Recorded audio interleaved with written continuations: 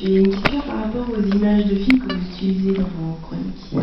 Est-ce que vous payez des droits dessus pour les utiliser? Est-ce que hier, avec les noms, on a parlé de fair use aux États-Unis? Est-ce que ça existe en France? Ouais, un monsieur Desnoux m'en a parlé le soir.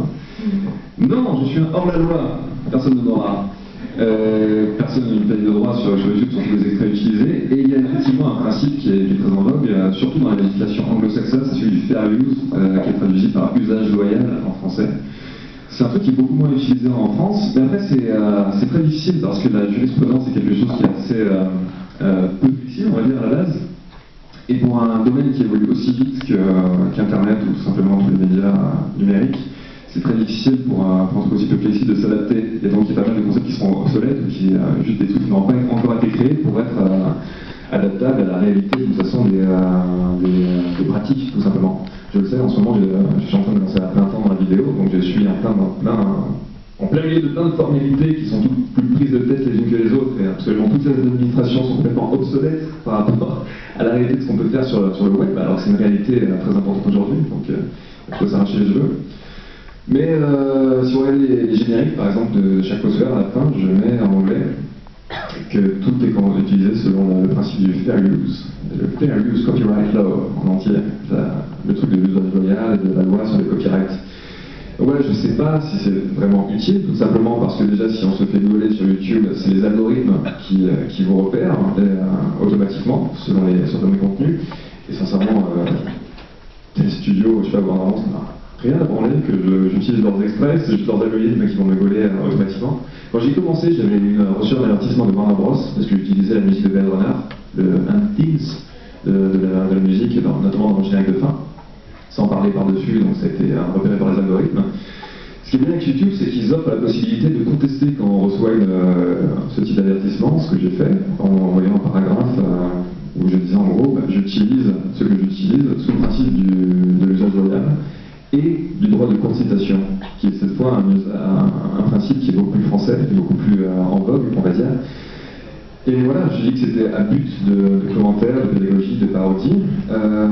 J'ai envoyé ça, j'ai attendu un mois, j'avais toujours l'espèce de truc d'avertissement dans le truc futur, et il a disparu du jour au lendemain. On ne m'a pas envoyé un courrier pour me dire tu as complètement raison, je pense qu'ils se sont écrasés. Non, pas du tout. Mais voilà, c'est une zone grise, Internet, et c'est ça qui est difficile. La plupart des gens me le disent, et me demandent ce genre de truc, et je dis, je sais pas. Il faut faire cette embrouille, il faut tester différents trucs, il faut tester les limites, vraiment. Tant qu'on utilise des trucs, encore une fois, de manière loyale et courte, il n'y a pas de raison que ça pose problème. De toute façon, les gens ne peuvent pas contrôler aujourd'hui la manière dont les images se diffusent. C'est devenu un tel truc tentaculaire et énorme que de toute façon, il n'y a pas moyen de le contrôler de manière traditionnelle, on va dire, de la manière traditionnelle d'avant Internet. Ces catégories ont complètement explosé. Voilà, après, il y a différentes manières aussi d'éviter de se faire voler par les algorithmes. Par exemple, quand j'utilise des extraits vidéo, par exemple, je prends un extrait vidéo, je le découpe en petits extraits de 6-7 secondes, après je les mets dans les ordres, parce que les algorithmes se déclenchent à partir d'un certain nombre de temps. Voilà, il y a ce genre de petites astuces où il faut juste contourner le truc. Le son se fait gauler beaucoup plus facilement que l'image. Donc utiliser plus des images que du son, c'est pour ça que je fais ça, que je fais toutes mes propres musiques, aussi pour ne pas avoir utilisé la musique de quelqu'un d'autre, ne pas dépendre de l'accord de quelqu'un d'autre. Après, il y a beaucoup de manières aussi de trouver de la musique libre de droit sur Internet, ou ce qu'on appelle les Creative Commons. C'est des types de licences qui sont spécifiques à Internet et des gens qui proposent des musiques sous différents types de licences Creative Commons. On peut les utiliser sans avoir à payer, mais il faudra citer les gens. Selon les licences, il y a différents degrés en fait, de conditions. Voilà, mais même, voilà,